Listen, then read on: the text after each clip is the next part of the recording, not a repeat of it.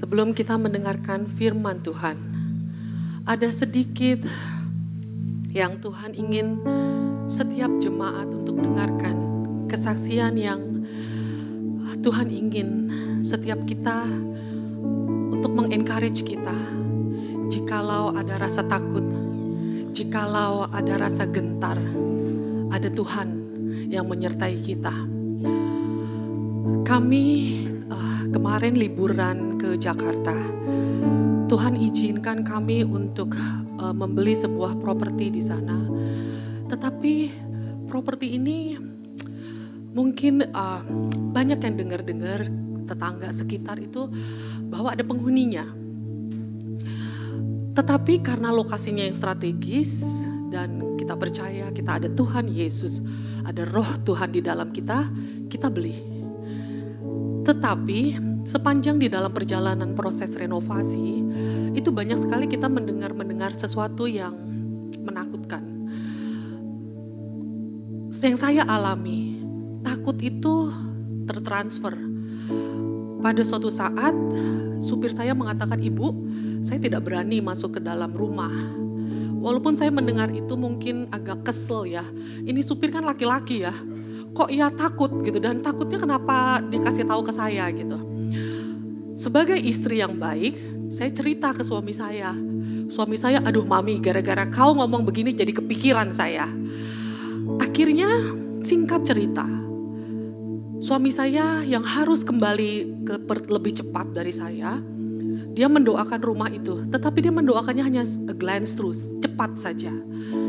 Dan saya yang harus di situ beserta para tukang, beserta orang-orang yang akan mengurusi rumah tersebut. Ada rasa takut. Walaupun saya sering menyanyikan lagu pujian penyembahan, walaupun saya sering mendengarkan firman Tuhan, ada rasa takut. Karena yang saya hadapi bukan manusia. Manusia ada bentuknya. Tetapi pada saat kita hubungan dengan roh-roh jahat, kita tidak melihat. Tetapi ada bantingan pintu, ada rasa-rasa yang tidak enak. Karena kita juga ada roh. Pada saat roh itu mengganggu, kita agak terasa terganggu. Suami saya berangkat ke Perth karena dia ada professional development dari sekolahnya. Membuat jadinya saya yang harus struggle di sana. Saya duduk di gereja. Diberikanlah lagu ini. Jangan kau takut, aku besertamu. Jangan kau bimbang, karena aku ada di dalammu. Lagu ini itu membuat saya pada hari itu yang akan menghadapi masalah ini, itu langsung terus terngiang-ngiang. Itu cara Tuhan. Itu cara Tuhan mengingatkan anak-anaknya, kau boleh takut sebentar aja karena kau terdiri dari flesh. Tetapi you have to stand up straight away because I am with you. Setiap kita yang mendengarkan di pagi ini, takut boleh-boleh aja, jangan lama-lama. Ingat kebesaran Tuhan, ingat kebaikan Tuhan. Yuk, kita mau angkat pujian ini. Kita mau terima firman Tuhan.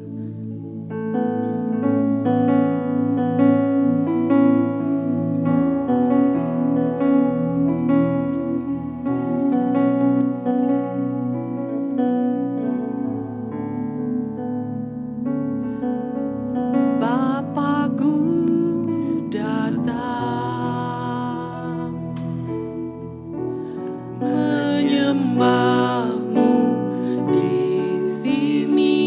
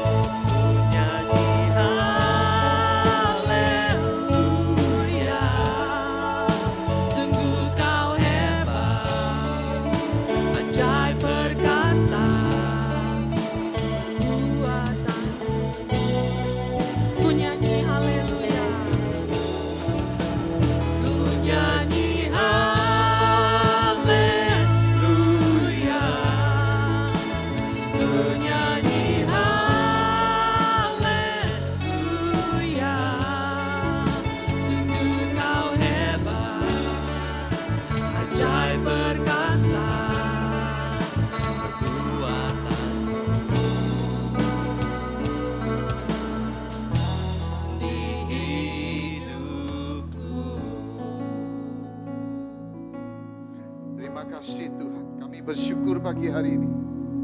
Kami juga mendoakan untuk beberapa jemaat yang sedang sakit saat ini Tuhan. Kami berdoa, kami serahkan ke dalam tangan-Mu. Tuhan sendiri memberikan kekuatan dan memberikan kesembuhan di dalam kehidupan mereka ya Bapa. Terima kasih buat pagi hari ini. Terima kasih buat hadirat-Mu di tengah-tengah kami. Kami bersyukur kami boleh datang, kami boleh ada untuk memuji dan menyembah-Mu Tuhan. Terima kasih Tuhan. Berilah kekuatan dalam kehidupan kami. Berilah keberanian dalam kehidupan kami Tuhan. Sehingga kami bisa boleh menghadapi dunia ini dengan kekuatan dan keberanian daripada-Mu ya Tuhan. Terima kasih Tuhan.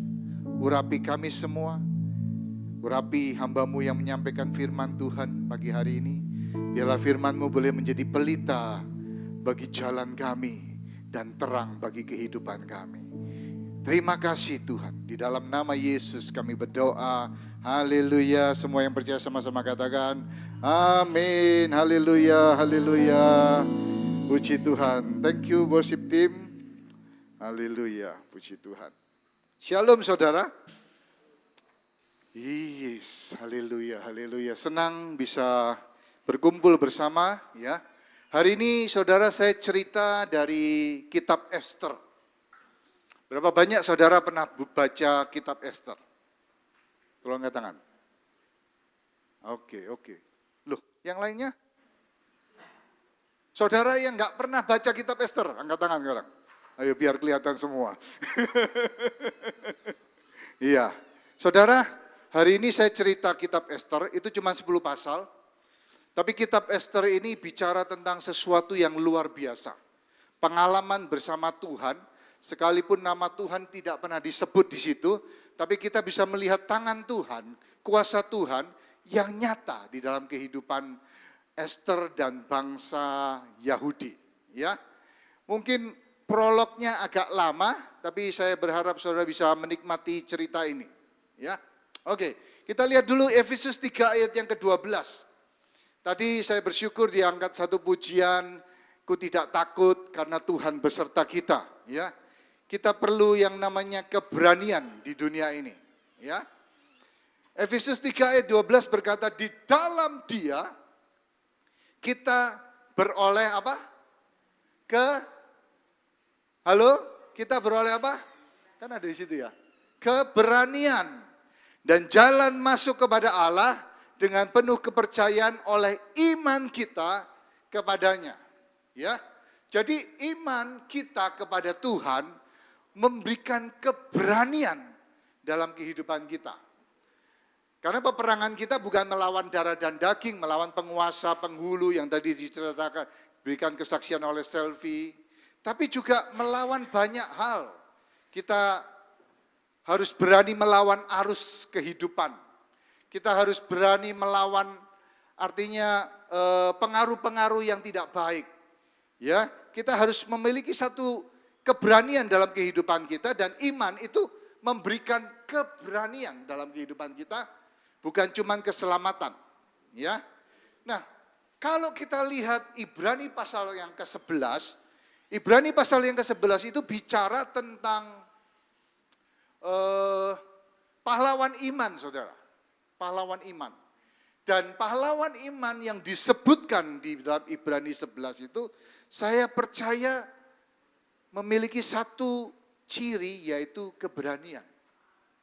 Mereka memiliki yang namanya keberanian. Contoh, saya ambil beberapa saja, tidak semuanya. Contoh Abraham.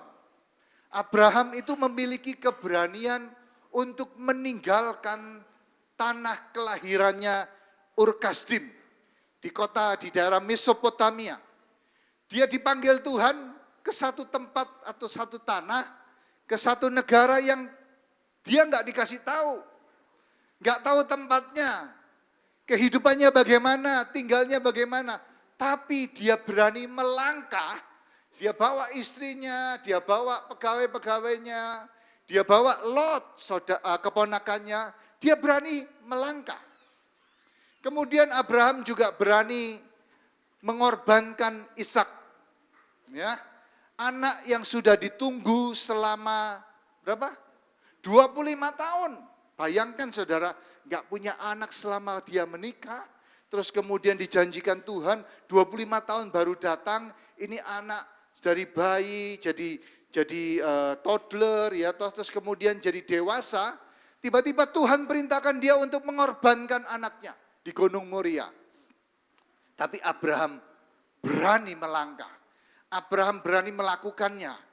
Dia cuma percaya begini, Alkitab katakan ya di kitab Roma bahwa Abraham berani karena dia percaya kalau anaknya mati, itu Tuhan bisa membangkitkan.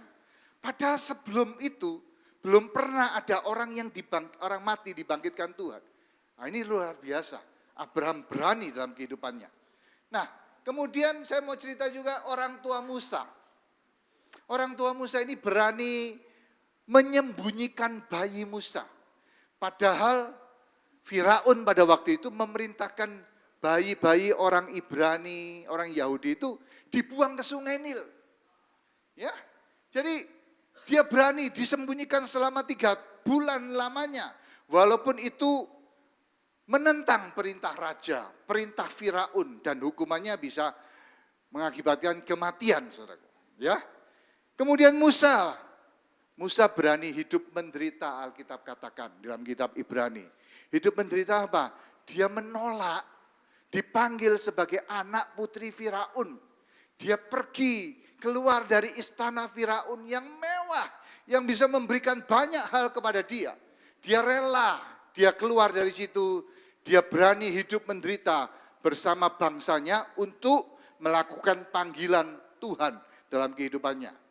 Kemudian Daud berani menghadapi yang raksasa yang namanya Goliat. Dia berani, sekalipun orang-orang Israel yang lainnya, Saul, pahlawan-pahlawan yang tentara yang berani, mereka takut menghadapi raksasa Goliat. Bahkan selama 40 hari tidak ada yang berani untuk berduel melawan Goliat.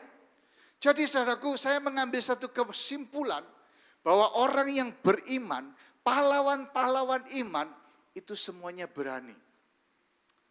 Saya berdoa supaya kita mendapatkan keberanian ilahi dari Tuhan.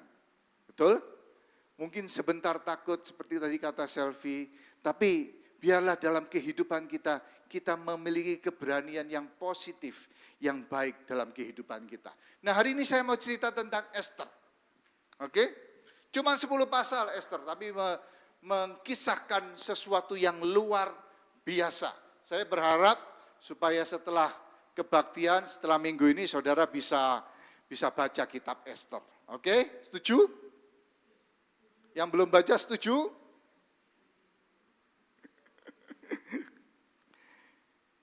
Kitab Esther itu terjadi di zaman kerajaan yang namanya Persia. Oke? Kerajaan Persia dan kira-kira wilayahnya sangat besar. Wilayahnya dari India, Pakistan, terus kemudian sampai Turki, bahkan sampai Yunani, bahkan sampai Afrika bagian utara. Itu wilayah Persia. Seorang raja bernama Raja Ahasiweros itu menguasai kira-kira 127 provinsi. Jadi ada wilayah-wilayah yang dibagi di situ. Kerajaannya sangat luas. Dan Raja Ahasiweros ini sangat kaya sekali. Ya, sangat diberkati sekali. Oke? Nah, satu waktu Raja Ahasiweros ini mengadakan pesta yang sangat besar.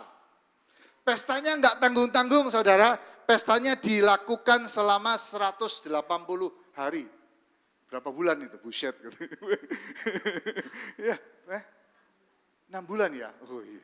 Pesta 6 bulan, saudara. Terus setelah itu seminggu lagi sama pembesar yang lebih dekat-dekat lagi. Jadi dia menjamu pembesar-pembesar di wilayahnya untuk datang bergantian ya ke ibu kotanya, negara Susan, benteng Susan ini untuk pesta, saudaraku. Dia memamerkan kekayaannya, dia memamerkan kekuasaannya, ya harta yang berlimpah, emas yang berlimpah, Bahkan dia pamerkan, saudaraku, kerajaannya yang megah. Dan terakhir, saudaraku, nggak mau kalah dia. Dia mau pamerkan istrinya yang cantik, namanya Ratu Wasti. Dia mau pamerkan. Kemudian dia minta supaya ajudannya bisa panggil Ratu Wasti, saudaraku. Sedangkan Ratu Wasti saat itu juga lagi pesta sama ibu-ibu kerajaan yang lain, saudaraku. Nah, ternyata Ratu Wasti ini menolak. Nggak mau datang. Tidak tahu alasannya, mungkin karena dia merasa dia tidak mau dipamerkan. Kita nggak pernah tahu, Alkitab tidak pernah menjelaskan kenapa dia menolak permintaan raja. Dan setelah ditolak, saudaraku, apa yang terjadi? Raja Ahasiveros ini marah besar. Dia merasa tersinggung, dia murka. Kemudian dia panggil para pejabat yang paling di kerajaannya. Dia bertanya, dia rapat, dia bertanya apa yang kita mesti lakukan. Dan singkat cerita semuanya memberikan kesimpulan, Ratu Wasti harus diberhentikan dari jabatannya sebagai ratu. Dia harus diberhentikan. Dan akhirnya, saudaraku, dia diberhentikan. Dan setelah beberapa waktu lamanya, akhirnya mereka mengusulkan untuk memilih satu orang, gadis cantik, untuk menggantikan Ratu Wasti. Oke? Dan diadakanlah kontes kecantikan itu, saudaraku. Dari 127 provinsi itu dipilihlah beberapa orang, saudaraku. Perempuan-perempuan cantik, kira-kira ribuan. Oke, dan akhirnya dipilih, dan akhirnya diseleksi, kemudian ada 8 orang yang dipilih, dan kemudian selama 1 tahun mereka dididik cara-cara kerajaan, ya, jalannya, makannya, ngomongnya, dan yang lain-lainnya, saudaraku. Semacam untuk belajar kebangsaan, ya, tata cara kebangsaan, dan yang gak kalah penting, saudaraku, mandi lulur, saudaraku. Selama 1 tahun itu dimandiin supaya badannya 1-2 meter langsung tercium baunya, saudaraku. Wah, sebelum menghadap Raja Ahasiveros. Dan itulah yang terjadi, saudaraku. Dari 8 orang itu, salah satunya adalah Esther. Kemudian singkat cerita akhirnya Esther lah yang terpilih menjadi ratu menggantikan Ratu Wasti. Nah, siapakah Esther? Esther adalah keturunan bangsa Yahudi. Sebelum Persia menguasai dunia pada waktu itu, ada Babilonia yang menguasai dunia. Oke? Jadi kerajaan Israel, Yehuda dan kerajaan Israel itu ditaklukkan oleh kerajaan Babilonia dan Persia. Dan akhirnya, saudaraku, orang tua Esther ini pergi diasingkan ke Persia. Dan akhirnya Esther lahir di situ. Nama Esther adalah nama Persia, nama aslinya adalah siapa? Ada yang tahu? Hadasa. Oke, itu nama Ibrani daripada Esther. Oke? Nah, Esther itu adalah seseorang yang Yahudi dan dia diangkat anak oleh seorang yang namanya Mordegai. Mordegai itu adalah adik daripada papa Esther. Tapi karena orang tuanya sudah meninggal, selisih Mordegai dan Esther jauh, maka Mordegai itu mengangkat Esther sebagai anak angkatnya. Ya. Terus kemudian Mordegai mengikutkan Esther dalam kontes pemilihan waktu. Dan akhirnya karena kemurahan Tuhan, maka Esther terpilih menjadi ratu menggantikan Ratu Wasti. Nah, dalam cerita Esther ini, selain Raja Ahasiveros dan Esther, ada 2 aktor utama. Namanya Mordegai dan Haman. Tadi saya katakan Mordegai adalah sepupunya Esther, tapi dia menjadi ayah angkat daripada Esther. Dan ketika ikut kontes, Mordegai melarang Esther untuk memberitahukan siapa dia. Memberitahukan bahwa dia bukan orang Persia, bahwa dia orang Yahudi. Kamu jangan ngomong, diam aja, ya, diam aja, supaya kamu bisa masuk dengan dengan mulus lah. Artinya kalau mungkin orang Yahudi mungkin ada diskriminasi atau apapun ya. Nah, Mordegai ini punya kedudukan sebagai pengawal istana raja. Dia satu waktu ketika dia beristirahat, dia nggak pulang saudaraku. Dia duduk di serambi istana kerajaan, tiba-tiba dia mendengar dua orang berbisik-bisik merencanakan satu plot yang cukup jahat. Mereka karena sakit hati kepada Raja Ahasiweros, mereka mau bunuh raja itu. Ya, mungkin karena juga raja ini raja yang kejam, ya toh. Dan biasalah ya, ada plot seperti itu. Dan nama orangnya adalah Bigtan dan Teres. Dua sida-sida kerajaan yang merencanakan untuk membunuh raja.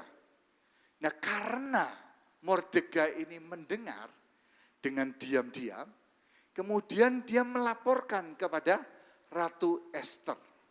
Dia laporkan itu dan akhirnya Ratu Ester memberitahukan hal ini kepada raja atas nama Mordegai, dan akhirnya raja minta seorang ajudannya untuk mengusut perkara itu, dan terbukti memang hal itu direncanakan, dan akhirnya dua orang ini, Bigtan dan Teres ini digantung, dibunuh.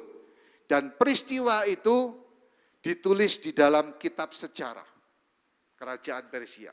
Tapi apa yang didapat oleh Mordegai? Dia nggak dapat apa-apa. Walaupun dia berjasa menyelamatkan raja, tapi dia nggak dapat apa-apa. Mungkin saya berpikir, mungkin karena dia orang Yahudi. Nggak dianggap penting. Orang bangsa yang terlupakan. Karena bukan bangsa Persia, orang yang dijajah pada waktu itu. Dia nggak dianggap apa-apa. Tidak diberikan reward atau apapun. Tapi saudaraku, sekalipun dia tidak dianggap, sekalipun dia dilupakan, tapi dalam kisah ini ada Tuhan yang tidak melupakan dia. Ada Tuhan yang memperhatikan dia. Ada Tuhan yang membalas kebaikannya. Nanti akhir cerita kita akan bisa lihat bahwa Mordegai yang tidak dihargai, yang dilupakan oleh orang, tidak dianggap, tidak pernah dipuji, tidak pernah ada ucapan terima kasih, tidak pernah ada reward. Itu tiba-tiba Tuhan angkat tinggi dengan luar biasa. Hari ini kalau saudara mungkin tidak dianggap pasangan saudara, tidak dianggap mungkin keluarga atau siapapun, ingat ada Tuhan yang selalu memperhatikan saudara. Yang percaya katakan amin. Loh, nggak ada yang amin. Oke, nah siapakah Haman? Haman orang kedua, tangan kanan Raja Ahasiweros. Dari perwira, terus kemudian dia menjadi orang yang sangat penting. Dia memiliki kedudukan yang sangat penting. Dia membawai semua pembesar-pembesar kerajaan Persia. Jadi saudaraku, orang ini sangat kuat, orang ini sangat kaya, sangat punya pengaruh yang luar biasa. Dan karena pengaruhnya, karena kedudukannya, dia menjadi orang yang sombong. Dan singkat cerita, Raja Ahasiweros ini minta semua orang menghormati Haman. Setiap orang kalau Haman lewat, semua orang harus berlutut dan sujud menyembah dia. Semua orang. Dan karena mereka nggak berani untuk melawan perintah raja, semua orang melakukannya. Tapi ada satu orang yang tidak mau melakukannya, namanya yaitu Mordegai. Saya nggak bisa cerita panjang kenapa alasannya, ya. Tapi singkat cerita, Mordegai dan Haman ini musuh bebuyutan, ya. Karena Haman adalah keturunan Agag, bangsa Amalek. Ya kita nggak bisa, saya nggak cerita itu, oke? Itu. Dan ketika Haman tahu bahwa Mordegai ini tidak sujud menyembah, dia marah. Dia marah sampai akhirnya dia suruh orang menyelidiki siapa Mordekai dan akhirnya diketahuilah bahwa Mordekai ini adalah bangsa Yahudi. Tapi karena Haman ini orangnya angkuh dan sombong, maka Alkitab katakan dia merasa hina untuk hanya membunuh satu orang saja, Mordekai. Dia mengambil kesimpulan dan mengambil keputusan karena terhina dan marah, dia mau membasmi semua orang Yahudi di wilayah Persia. Saudara, ini orang jahat. Yang menghina cuma Mordekai, tapi dia menganggap bahwa karena ini bangsa Yahudi, dia merasa terlalu kecil, terlalu hina untuk ngurusin ya satu orang cecunguk ini. Ya, akhirnya dia bilang, saya akan bunuh semua orang Yahudi di wilayah ini. Ini orang jahat. Dan akhirnya saudaraku, dia mendapatkan namanya undian. Dalam bahasa Persianya namanya pur. Makanya ada kata hari raya Purim. Itu diambil dari kata ini, pur. Ya. Ketika dia mendapatkan undian, dan undian itu menyebabkan dia bisa mengajukan idenya kepada Raja Ahasiweros, dia ngomong sama Ahasiweros, Raja, di negara Persia ini ada satu bangsa yang punya culture sendiri, punya adat istiadat sendiri, punya kebudayaan, mereka memeliharanya dan mereka bahkan melanggar dan tidak menghormati adat istiadat culture orang Persia. Dan saya sarankan lebih baik bangsa ini dibasmi. Raja Ahasiweros gak pernah mikir lagi, udah dia akhirnya dia pikir ini satu kejahatan, dia serahkan cincin meterainya kepada Haman. Oke, perbuatlah apa yang menurut kamu pandang baik. Saudara, cincin meterai adalah tanda kekuasaan, saudaraku. Setiap surat perintah undang-undang kerajaan itu distempel sama meterai. Sah, saudaraku. Jadi Haman memiliki kuasa, otoritas untuk membasmi bangsa Yahudi di wilayah itu. Dan itu dimulai 13 hari kemudian. Dikasih waktu 13 hari, untuk semua wilayah itu, akhirnya Haman bikin surat, saudaraku, untuk semua wilayah 127 provinsi itu, untuk mengejar, menangkap orang Yahudi di semua tempat mereka dan dibunuh. Alkitab katakan bahwa dari yang muda sampai kepada yang tua, bahkan anak-anak perempuan, bayi pada hari itu juga, tanggal 13 bulan yang ke-12, yaitu bulan Adar, supaya dirampas harta milik mereka dan dipunahkan, dibunuh, dibinasakan, dan dibasmi. Saudara, ini satu hal yang sangat mengerikan dan menakutkan buat bangsa Yahudi. Semua orang menangis, semua orang menaruh kain kabung. Zaman dulu kalau orang berduka, mereka taruh kain kabung, mereka pakai kain kabung, mereka taruh abu, dan mereka berlutut, mereka melolong, mereka menangis di semua daerah. Dan mari kita lihat ayat yang Ester 4 ayat yang 1. Apa yang dilakukan oleh Mordekai. Ya, tadi itu prolog, ini baru masuk kita. Saudara masih sama saya? Oke. Ayat yang pertama. Setelah Mordekai mengetahui segala yang terjadi itu, dia mengoyakkan pakaiannya, lalu memakai kain kabung dan abu, kemudian keluar dari rumahnya. Dia keluar, berjalan di tengah kota sambil melolong-lolong dengan nyaring dan pedih. Dia menjerit, dia menangis. Dan kemudian sampailah dia ke depan pintu gerbang istana raja, dan akhirnya di stop. Karena tidak satu orang pun boleh masuk ke istana raja, walaupun dia pegawai istana, tidak boleh masuk karena dia pakai pakaian kabung. Kenapa yang terjadi? Ayat yang ketiga, di tiap-tiap daerah kemana titah dan undang-undang raja telah sampai, yaitu pembasmian orang Yahudi, ada perkabungan yang besar di antara orang Yahudi, disertai puasa dan ratap tangis. Oleh banyak orang dibentangkan kain kabung dengan abu sebagai lapik tidurnya. Saudara, ini yang terjadi. Kengerian, ketakutan di seluruh wilayah Persia. Mereka orang Yahudi menangis. Karena sebentar lagi mereka akan dibasmi. Anak-anak mereka akan dibasmi. Pemuda-pemuda semuanya akan dibasmi. Seluruh wilayah Persia tidak akan ada orang Yahudi lagi. Kemudian Esther, ketika dayang-dayang Esther memberitahukan hal itu kepada Esther bahwa ada Mordekai di situ pakai kain kabung, Esther sangat risau, kemudian dikasih pakaian, suruh pakai, tapi Mordekai menolaknya. Kemudian Esther memanggil satu orang sida-sida yang melayani dia, namanya Hatta. Lalu memberi perintah kepada Hatta untuk nanyain Mordekai, kenapa sih?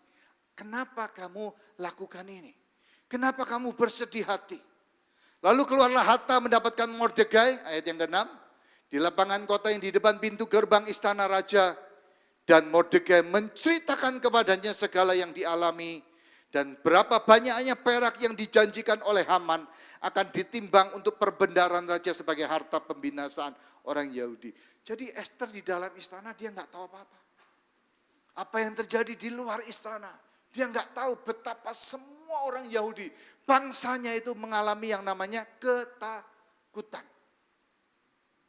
Juga salina undang-undang surat yang dikeluarkan di Susan untuk memunahkan mereka diserahkan kepada Hatta oleh Mordekai supaya diperlihatkan, diberitahukan kepada Esther. Lagi pula Hatta disuruh menyampaikan pesan kepada Esther supaya pergi menghadap Raja Ahasiweros untuk memohon karunia-Nya dan untuk membela bangsanya di hadapan Bagina. Jadi Mordekai datang sama-sama Esther melalui Hatta. Kamu ngomong sama raja, ngomong sama suamimu supaya memohon kasih karunia, mengampuni supaya kita diselamatkan. Bangsa kita tidak dibasmi oleh Haman.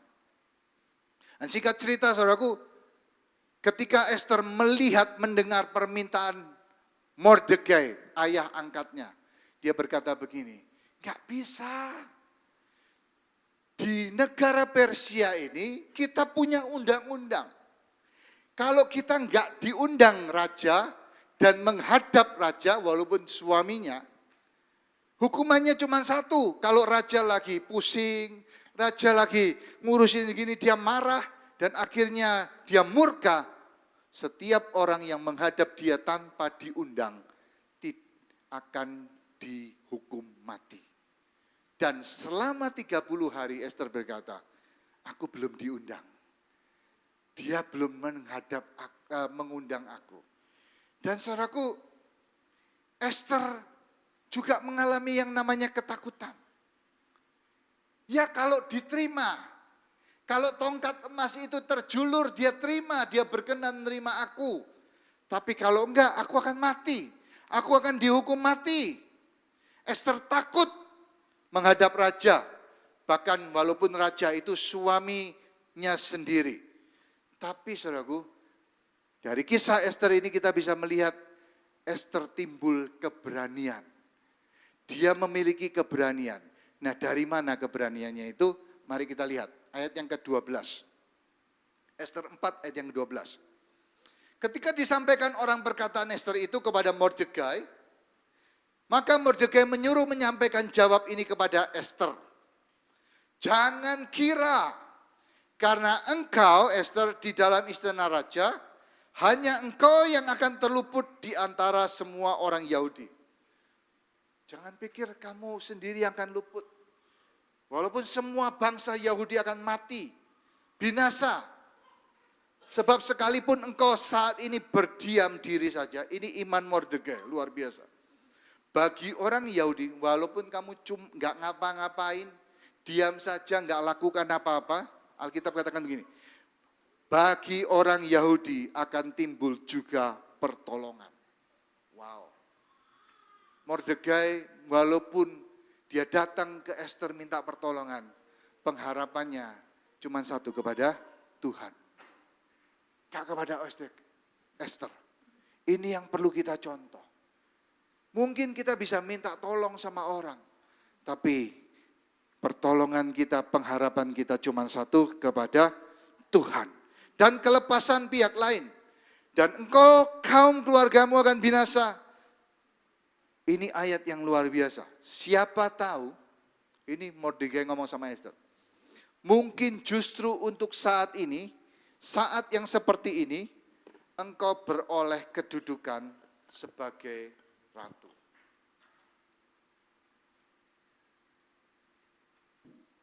Mordekai ngomong begini.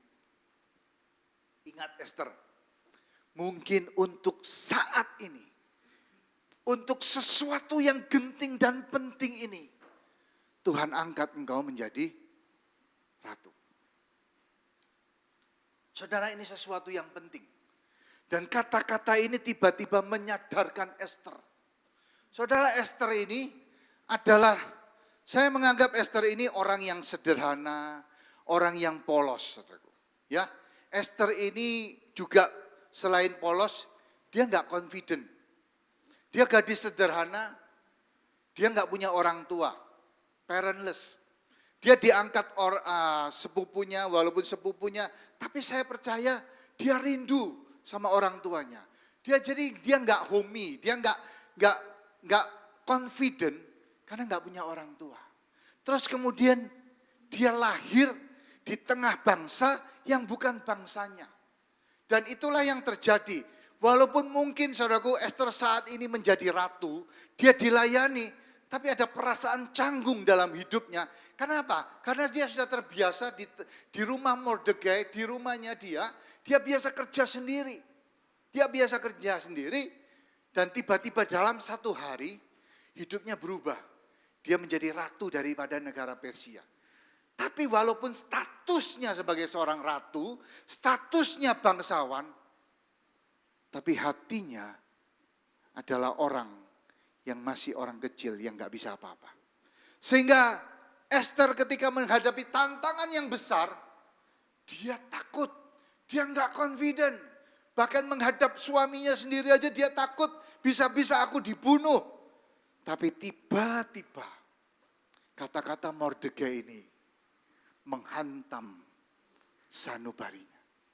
Esther, jangan lupa, mungkin untuk keadaan seperti ini, Tuhan angkat engkau jadi ratu. Yang pertama yang saya mau katakan saudaraku, Esther tahu panggilan Tuhan dalam hidupnya. Keberanian muncul ketika kita tahu panggilan Tuhan dalam kehidupan kita. Tiba-tiba perkataan itu menyadarkan dia, ya, membuat Esther sadar, jangan-jangan karena waktu seperti ini Tuhan sudah persiapkan dia, Tuhan sudah atur jalannya, dia berangkat ke istana dan jadi ratu. Sebelumnya mungkin dia nggak pernah tahu kenapa saya harus ada di istana, kenapa saya harus jadi ratu. Tapi tiba-tiba hal itu menyadarkan dia, Tuhan punya rencana dan tujuan untuk membuat dia jadi ratu. Supaya apa? Supaya bangsa Yahudi diselamatkan dari pembasmian Haman. Saudara, seringkali kita ini seperti Esther. Kita dipilih Tuhan, tapi kita nggak sadar buat apa Tuhan pilih kita. Jadi kebanyakan orang Kristen karena dia nggak sadar, dia nggak tahu apa yang harus dikerjakan. Dia nggak tahu tanggung jawabnya apa, sehingga kebanyakan orang Kristen banyak yang do nothing. Padahal Tuhan itu inginkan kita berbuat sesuatu. Saudara, Alkitab katakan, saudaraku, bahwa bukan kita yang pilih Tuhan, tapi Tuhan yang pilih kita. Dalam Yohanes pasal yang ke-15, bukan kamu yang memilih aku, tetapi akulah yang memilih kamu, dan aku telah menetapkan kamu, supaya kamu pergi dan menghasilkan buah. Dan buahmu itu tetap. Ada dua pernyataan yang sangat penting di sini. Yang pertama, Tuhan yang pilih kita. Bukan kita yang pilih Tuhan. Mungkin saudara pikir kita yang pilih Tuhan. Tapi saudaraku, Alkitab katakan bukan kita yang pilih Tuhan. Kita cuma respon panggilan Tuhan dalam kehidupan kita. Tapi sebenarnya Tuhan sudah memilih kita. Bahkan Daud dikatakan bahwa Tuhan sudah memilih saya. Aku sejak dari kandungan ibuku. Tuhan yang memilih kita. Dan Alkitab katakan ada dua pernyataan. Yang pertama, Tuhan pilih kita dan Tuhan menetapkan kita. Dalam bahasa Inggrisnya jelas, appointed you. Appointed us. Apa sih kata appointed itu? Kata appointed itu sangat penting loh saudara. Kata appointed itu memerintahkan, menugaskan sesuatu yang sangat penting kepada seseorang. Orang itu ditunjuk. Saudara, kita enggak dipilih Tuhan secara acak. Terus Tuhan bingung. Ini buat apa ya saya pilih dia? Ini buat apa ya saya pilih? Enggak gitu. Saudara bisa bayangkan. Saudara pulang gereja ini, saudara ke Baning. Saudara Baning keliling, saudara tiba-tiba beli 3 barang. Saudara beli barang di Baning, saudara punya tujuan enggak? Barang itu untuk apa? Betul kan? Enggak mungkin saudara beli sesuatu yang enggak akan saudara perlukan, enggak akan saudara pakai. Enggak punya tujuan apa-apa. Saudara misalnya beli rumah anjing, saudara enggak punya anjing. Ya toh? Buat apa? Buat hiasan aja. Ya kan? Enggak mungkin. Jadi saudaraku, Tuhan pilih kita bukan secara acak. Enggak tahu apa yang mesti kita kita lakukan. Dia enggak pernah kasih tahu. Masalahnya karena kita ini orang Kristen, kita dipilih Tuhan, tapi banyak dari kita enggak tahu Tuhan suruh apa kita. Yang kelihatan sehingga kita banyak cuma datang ke gereja, enggak lakukan apa-apa. Tapi Alkitab katakan Tuhan menetapkan kita untuk berbuah. Simple kata berbuah itu adalah berdampak. Menghasilkan buah. Hidup kita ini harus berdampak, saudara. Ya, dalam kehidupan kita harus berdampak. Kalau kita saja pilih barang dan beli barang, punya tujuan untuk apa kita beli?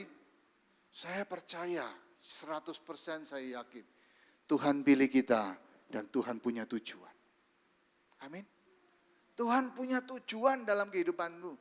Mungkin kau berkata, oh Pak saya dipilih sudah umur 70 tahun. Ya kan, sudah jalan aja. Enggak lah ya 80 tahun mungkin ya. Jalan aja sudah sepopo-sepopo. Buat apa Tuhan pilih saya? Saudara, Abraham dipilih umur 75 tahun. Kaleb masih menunaikan tugasnya umur 80 tahun untuk merebut Hebron. Joshua dipilih dari muda. Ada orang yang dipilih dari muda, ada orang yang meresponi sudah berumur. Tapi tetap saya percaya bahwa Tuhan memilih kita untuk satu tujuan. Tuhan mau supaya kita berdampak dalam kehidupan kita. Regardless umur saudara. Apa yang saudara lakukan itu saat ini justru sesuatu yang penting. Mungkin saudara suka ngafe, ngopi, ngobrol, ya toh, hangout dengan teman. Enggak apa-apa, enggak masalah saudara lakukan itu. Tapi pertanyaannya, apa yang saudara omongkan di sana? Apa yang saudara katakan di sana? Ngobrol, ngalur ngidul, atau saudara bicara tentang Tuhan? Kemarin saudaraku, saya jarang, tiba-tiba saya dapat kesempatan sama Ivan. Ivan mana? Ivan di situ ya? Oke, Ivan. Oke, saya satu mobil. Kenapa? Karena saya ngambil barang. Kita renovasi Sunday school, office di situ, ya kan, buang-buang storage di belakang. Coba nanti lihat keliling dong, ya toh, keliling. Terus ada kursi baru di situ ya, kita buang beberapa ya terima kasih buat Fatma sudah bisa naruh barang buangan di rumah dia. Langsung diambil orang. Oh ya? Oke, ya. Ya, jadi kemarin tuh sibuk kita. Nah, Saya sama Ivan itu nggak pernah satu tempat ngobrol gitu. Tiba-tiba saya sama dia satu mobil kita jalan. Apa yang saya ngomongkan? Saya ngomong saya tanya sama dia, gimana kerohanianmu? Kamu baca Alkitab enggak? Saya ngomong itu, saudara. Dan saya lakukan itu dalam kehidupan saya. Supaya hidup saya berdampak. Saya bicara, saya nasihatin dia. Iya kan, Pan? Nah, betul kan? Setuju kan? Ya. Jadi, saudaraku, regardless apa yang saudara kerjakan, apa yang saudara lakukan. Saudara ngopi, saudara mau lakukan apa, tapi apa yang saudara lakukan itu yang terpenting. Apakah hidupmu berdampak dimanapun saudara berada. Di tempat kerja, di keluarga, di lingkungan. Ya, apa yang kau lakukan itu yang terpenting. Dan apa yang Esther lakukan. Karena dia tahu tujuannya. Untuk apa Tuhan buat dia, angkat dia jadi ratu. Hari ini orang Yahudi merayakan hari raya Purim. Di mana keselamatan itu datang atas bangsa Yahudi. Saudara bisa bayangkan, saudara. Raja itu sudah taruh meterai. Suratnya sudah tersebar kemanapun. Seluruh wilayah. Orang sudah siap untuk memburu orang Yahudi mau dibunuh. Kenapa? Karena ada hadiahnya. Haman udah kasih berapa banyak emasnya untuk supaya bisa menghargai satu orang Yahudi itu sekian emas, mungkin berapa gak tahu saudaraku.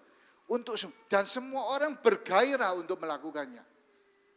Gak ada yang bisa batalin. Gak ada yang bisa mencegah mengubahnya.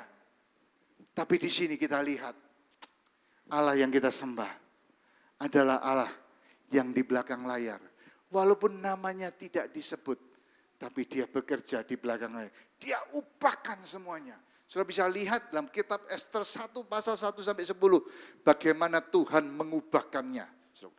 Yang pertama rahasia keberanian Esther.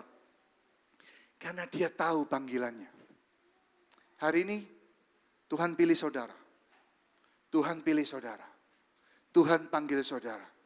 Tuhan punya tujuan dalam hidupmu. Mungkin engkau belum tahu saat ini. Tapi kalau engkau bertanya, engkau datang kepada Tuhan, mendekat kepada Dia, pasti orang yang beriman, pasti tahu panggilan Tuhan dalam hidupmu. Tuhan gak panggil engkau cuma sebagai seorang istri biasa. Atau sebagai seorang suami biasa. Atau sebagai seorang anak. Atau sebagai imam dalam keluarga. Enggak. Tuhan punya rencana yang lebih jauh dalam kehidupan saudara. Dan ketika kita tahu itu, Tuhan bukakan satu demi satu. Maka ketika kita dipanggil Tuhan, kita akan dipuji. Karena kita setia dan well done apa yang kita lakukan. Itu yang pertama. Yang kedua, mari kita lihat Esther 4 ayat yang ke-15.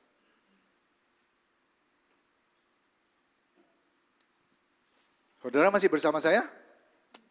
Cerita, bikin cerita, nggak ngantuk kan? Oke, itu yang pertama. Yang kedua, di ayat yang 15, maka Esther menyuruh menyampaikan ini kepada Mordekai. Setelah Esther tahu bahwa Tuhan punya panggilan dalam hidupnya. Bahwa Tuhan menaruh dia sebagai ratu untuk satu tujuan, dia sampaikan ini kepada Mordekai. Pergilah, kumpulkan semua orang Yahudi yang terdapat di Susan dan berpuasalah untuk aku.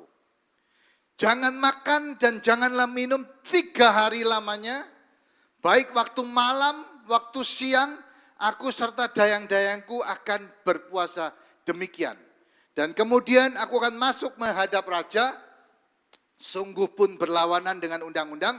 Kalau terpaksa aku mati, biarlah aku mati. If I have to perish, let me perish. Maka pergilah Mordekai dan diberbuatnya lah tepat seperti yang dipesankan Esther kepadanya. Saudara, ini luar biasa. Keberanian Esther karena dia masuk di dalam yang namanya puasa. Dia sadar dan mengerti kuasa doa. Saudara bisa bayangkan puasa tanpa makan, tanpa minum 3 hari. dayang-dayangnya suruh puasa. Luar biasa nggak? Orang nggak pernah puasa, nggak makan, nggak minum 3 hari loh. Saudara mau coba? Lemas loh. Saya pernah coba 3 hari tanpa makan. Itu saja sudah lemas. Badan saya sudah kelihatan seperti melayang. Waktu muda. Waktu di universitas saya semangat, saya coba 3 hari, saudaraku. Biasa tidur 8 jam, tidurnya 10 jam. Ya tapi lapar, saudaraku. Hari pertama, tapi hari ketiga itu tiba-tiba sudah merasa nggak lapar. Kita badan sudah rasanya ringan banget. Mungkin fat-fatnya udah keluar semua ya. Ya seperti melayang saya bilang. Seperti melayang. Tapi saudaraku itu sendiri sesuatu yang luar biasa. Dia suruh dayang-dayangnya berpuasa. Dia seluruh satu bangsa orang Yahudi itu berpuasa. Saudara, gak usah ada jawaban doa. Puasa saja itu sebuah revival. Suatu kegerakan yang luar biasa. Bayangkan satu bangsa Yahudi, puasa total. Semua orang. Satu kerajaannya, Esther, semua puasa. Saudara bisa bayangkan. Karena puasa itu sendiri satu kemenangan buat kita. Kemenangannya apa? Kemenangannya melawan daging. Nafsu, kita pengen makan, kita lapar, kita lemah. Kita melawan diri kita. Dan ketika kita menang, itu sendiri sebuah kemenangan. Belum tentu dapat jawaban doa. Gak apa-apa. Puasa saja kita bisa masuk. Itu satu kemenangan buat kita. Saudaraku, saya percaya bahwa ketika Tuhan panggil saya hamba Tuhan dan mendirikan gereja ini, Tuhan taruh nama House of Blessing. Tapi saya percaya tahun ini, kita ini sudah di-bless Tuhan. Tahun lalu diberkati tempat ini. Ya, apa yang perlu next? Kita perlu berdoa. Saya percaya bahwa kita harus masuk ke dimensi doa. Dan saya ajak saudara, pekerja, jemaat di tempat ini, kita Rabu malam sebulan 2 kali kita kumpul di tempat ini. Ya, satu Rabu kita doa pengerja, kita ada arahan. Ya, apa yang perlu kita pesan Tuhan untuk bulan ini. Tapi Rabu 2 minggu kemudian kita bikin worship. Saya ajak saudara untuk menyembah. Kita menyembah, masuk di dalam doa. Saudara, kalau saudara nggak suka nyembah, saya khawatir saudara nggak akan kerasan kalau saudara di surga. Loh benar loh, kalau saudara nggak suka menyembah, saya khawatir. Kalau saudara masuk surga, saudara merasa itu tempat yang tidak cocok buat saudara. Karena kita menyembah Tuhan. Setiap waktu Alkitab katakan, menyanyi pujian. Jadi saudaraku, kalau saudara nggak mulai menyembah saat ini kepada Tuhan, saat ini mau belajar, saya khawatir. Saudara masuk surga, saudara pikir ini salah tempat. Kayaknya tempatnya bukan di sini deh. Dan cuma ada 2 tempat. Surga atau neraka. Gak ada di tengah-tengah. Ya toh, ada station apa begitu, gak ada. Saudara kalau saudara gak kerasan, mau pindah ke tempat yang lain, ke satunya. Ya, saudara, dan saya percaya bahwa kita perlu berdoa secara korporat. Tiba-tiba saya diingatkan Nabi Elia. Walaupun dia hebat, tiba-tiba dia kepingin mati. Kenapa? Karena dia merasa sendirian. Benar gak? Dia ngomong, dia ngeluh sama Tuhan. Walaupun dia lakukan semua itu, dia ngomong, Tuhan aku sendiri, gak ada siapa-siapa.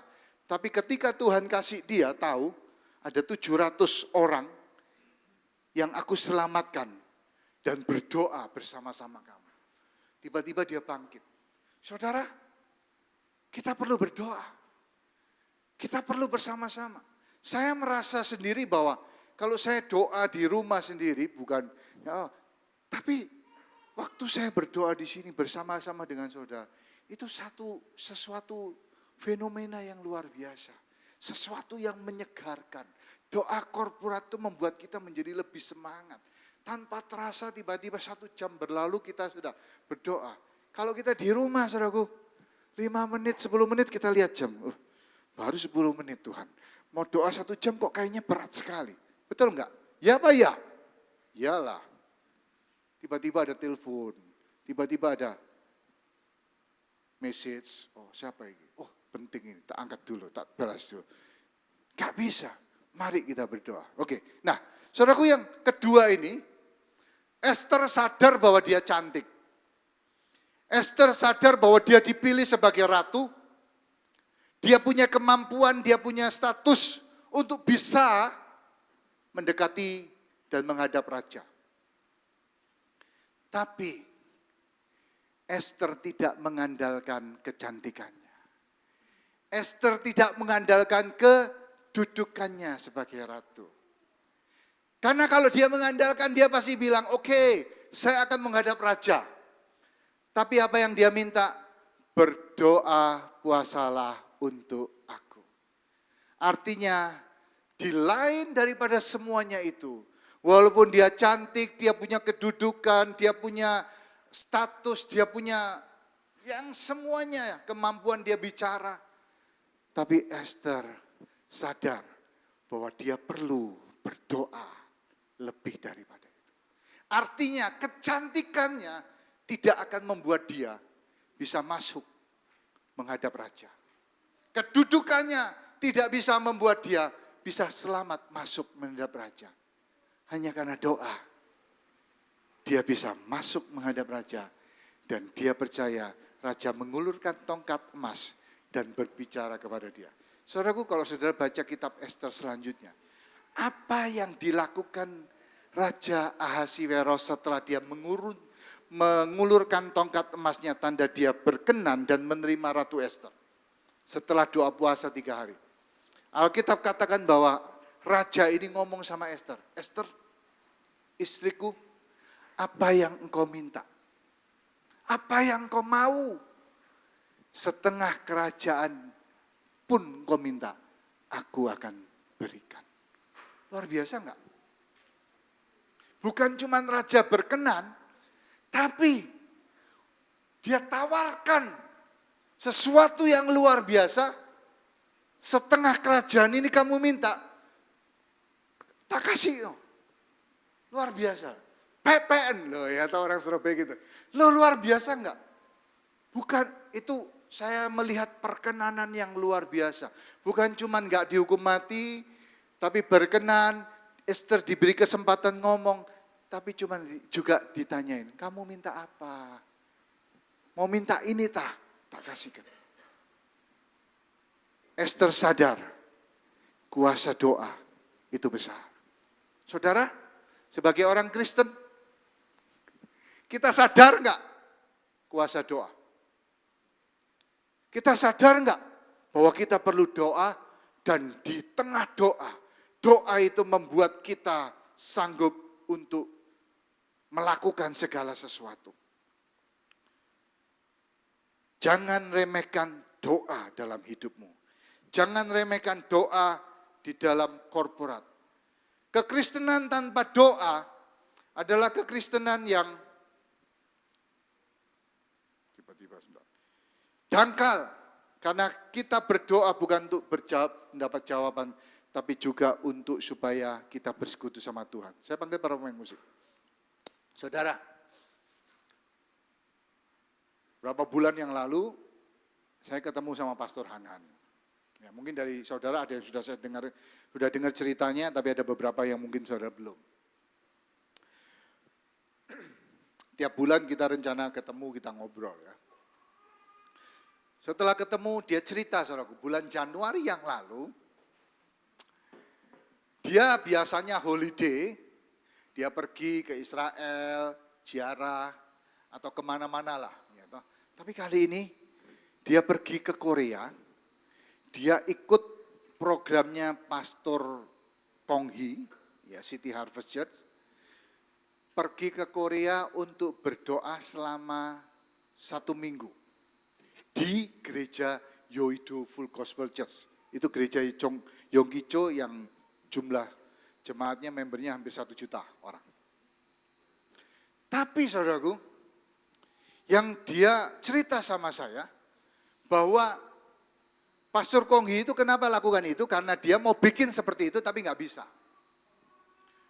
Saudaraku, jam 4.30 pagi, gedung kapasitas 12.000 orang, itu setiap hari,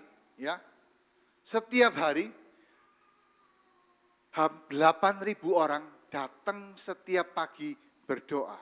8.000 setiap pagi.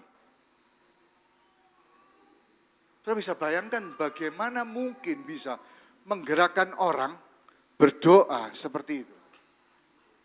Bahkan sorenya mereka datang ke Bukit Doa. Ada chapel, ada Bukit Doa. Bukit Doanya itu chapelnya aja bisa ada yang 1.000-2.000 kapasitasnya. Besar sekali. Saya berpikir saudaraku, Pak Hanan bilang, Pastor Hanan bilang, you need to go there. Bisa melihat bagaimana orang Korea itu berdoa. Saudara, saya percaya ada satu kekuatan yang luar biasa di tengah doa. Oleh karena itu kita perlu berdoa. Dan saya kepingin, saudaraku, mungkin 2-3 hari ke sana kita berdoa. Ada yang mau ikut? Ada yang mau ikut? Setelah itu saudara mau surgery kosmetik nggak apa-apa, ya kan? Mau ngapain, mau silakan, nggak apa-apa, ya toh. Tapi 2-3 hari kita berdoa di situ. Ciliana mau ikut?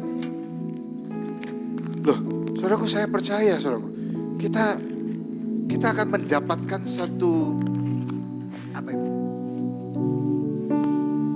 dorongan untuk melakukan sesuatu, dorongan untuk berdoa. Bayangkan, saudara. 8.000 orang berdoa setiap pagi. Dan waktu dia datang itu, katanya Januari di Korea itu, di Seoul, itu minus 8 derajat. Minus 8 derajat, saudara. Tapi 8.000 orang berdoa di sana. Wow. Saudaraku, saya percaya bahwa ada satu kekuatan yang luar biasa. Mau ikut Bu Christine? Nah, ayo. Ya, saudara, mari kita masuk di dalam doa. Tanpa doa, tidak mungkin terjadi perubahan di dalam bangsa Yahudi di tengah cerita Esther. Seandainya Esther tidak lakukan apa-apa, apa yang terjadi? Seandainya bangsa Israel tidak berdoa, apa yang terjadi? Tidak ada kitab Esther. Tidak ada cerita Tuhan menolong bangsa Yahudi. Mungkin Tuhan bergerak karena kita berdoa. Mungkin. Apakah Tuhan tidak bergerak ketika kita tidak berdoa? Hanya Tuhan yang tahu. Tapi tugas dan tanggung jawab kita untuk berdoa. Dan saudara, apa yang didapatkan Mordekai dari seorang yang narapidana, seseorang yang mau besoknya, saudaraku, digantung di tiang gantungan, tiba-tiba diubahkan Tuhan. Haman yang seharusnya mau punya rencana untuk menggantung, dia sendiri yang digantung. Dan seluruh harta Haman diberikan kepada Mordekai. Bahkan kedudukan Haman, orang kedua, itu digantikan oleh Mordekai. Saudara baca cerita ini. Luar biasa. Luar biasa. Dia dari orang bawah, terpidana, diangkat Tuhan. Hanya karena dia berdoa. Luar biasa ya. Karena itu, mari kita punya keberanian untuk masuk. Dunia ini memberikan namanya kekhawatiran, ketakutan. Kita bisa takut dalam hal apa saja. Tapi sebagai anak Tuhan, jangan takut. Jangan takut. Karena dengan iman kita mendapatkan keberanian. Mari kita angkat pujian ini. Haleluya.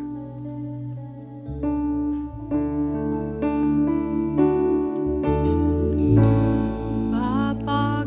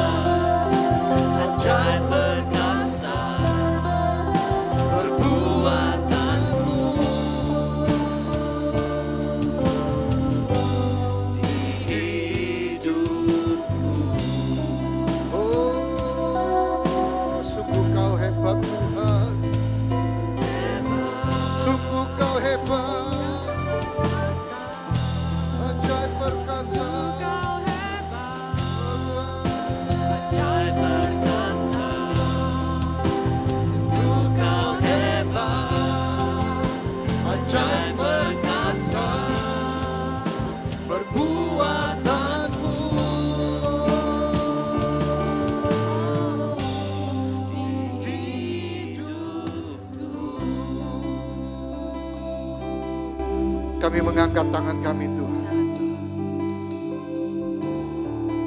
Kami perlu Engkau dalam kehidupan kami Tuhan. Mungkin kami takut, mungkin kami khawatir saat ini Tuhan. Tapi kami perlu Engkau Tuhan. Tuhan tolong kami. Biarlah setiap daripada kami tahu tujuan Tuhan dalam kehidupan kami. Setiap daripada kami Tuhan. Tuntun kami Tuhan. Bawa kami Tuhan kepada satu dimensi kami bisa mengerti kenapa Engkau panggil kami. Apa yang Tuhan mau kami kerjakan. Saudara, Saulus yang pada waktu itu dalam perjalanan di Damsyik, dia ketemu sama Tuhan. Dan tiba-tiba dia buta, dia melihat satu cahaya yang sangat terang sekali. Dan dia bertanya, siapakah engkau? Dan pertanyaan yang kedua, apa yang engkau mau aku lakukan? Saudara, biarlah ini menjadi satu kerinduan dalam kehidupan kita. Untuk bukan cuma mengenal Tuhan, tapi tahu apa yang Tuhan mau kita kerjakan dalam kehidupan kita.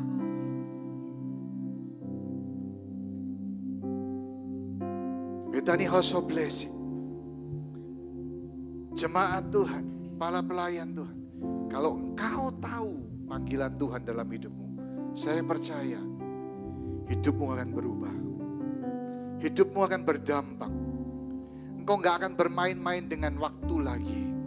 Engkau tahu tugasmu, engkau tahu apa yang engkau harus kejar.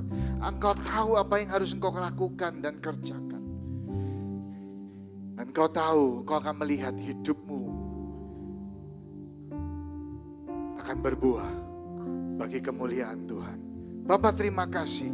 Hamba-Mu selesai pagi hari ini, siang hari ini Tuhan. Biarlah Engkau tetap berbicara dalam hati kami. Untuk menuntun kami untuk bisa melakukan firman-Mu Tuhan. Terima kasih Tuhan. Juga untuk yang sakit, hamba-Mu berdoa sekali lagi keluarga-keluarga yang sakit. Kami berdoa untuk kesembuhan Tuhan. Kami berdoa di dalam nama Yesus, Tuhan memberikan kesembuhan, pemulihan dalam kehidupan mereka, dalam keluarga mereka ya Bapa. Terima kasih. Berkat-Mu melimpah juga atas kehidupan umat-Mu di tempat ini ya Bapa. Terima kasih.